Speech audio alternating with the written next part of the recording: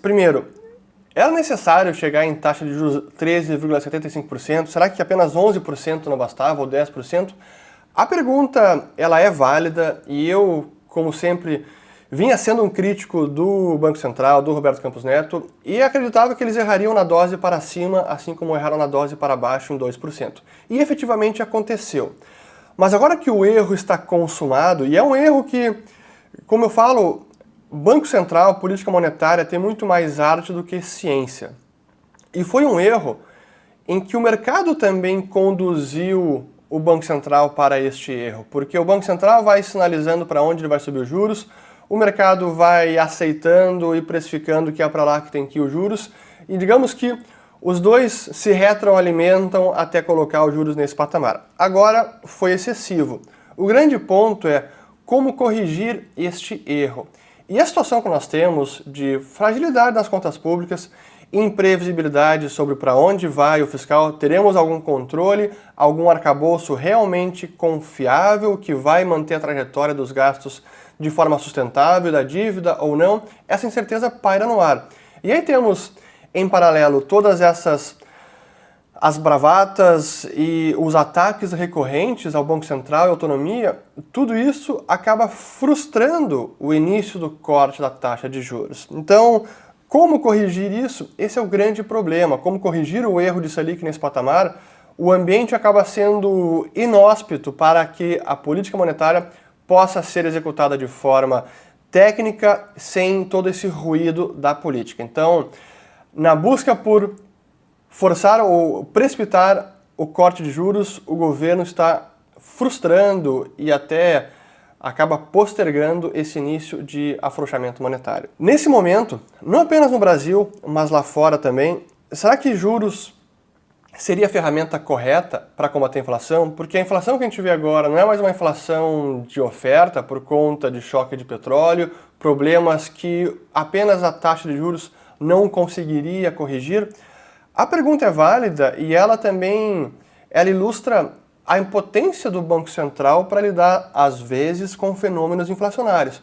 Porque, especialmente no curtíssimo prazo, digamos 1, 2 anos, choques pelo lado da oferta, é uma guerra, é o choque de petróleo, foi a pandemia, são eventos que causam, sim, são fatores inflacionários e que a taxa de juros em si não consegue muito contrarrestar isso.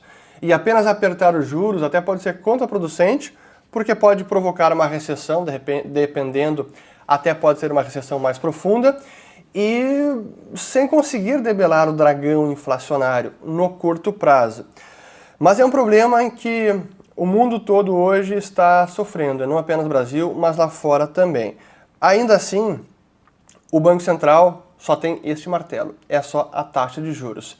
E dado todo o arcabouço, né, o seu marco de análise e como ele consegue atuar, não tem muito que ele possa fazer quanto à situação atual. Então, os Estados Unidos, a gente está vendo, mesmo em meio à crise bancária, o Fed está subindo juros. Subiu agora 25 pontos base, subiu o Banco da Inglaterra em 0,5%, subiu o BCE da Europa em 0,5% e o da Inglaterra também em 25 pontos base, sendo que a inflação está bem elevada e a estabilidade financeira está em risco. Mas é um problema que nós temos de ferramentas, como o Banco Central consegue lidar com essa inflação.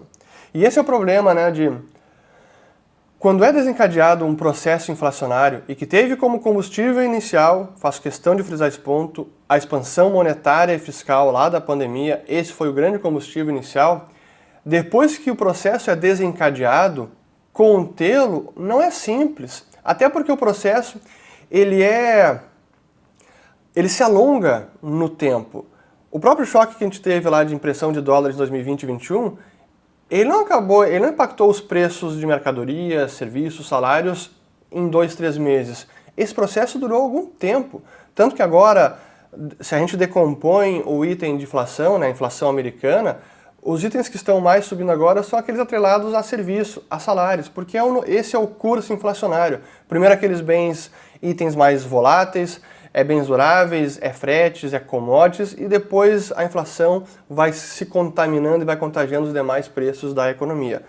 É assim que funciona. Então, por isso é sempre arriscado esse tipo de política heterodoxa como a que foi adotada na pandemia. Foi muito forte, assim, a pressão A gente precisa ainda escrever esses livros de história econômica, mas olhando em retrospectiva, foi um experimento tão extraordinário e arriscado que não deveria ter sido feito nesta magnitude. E os resultados nós ainda estamos colhendo.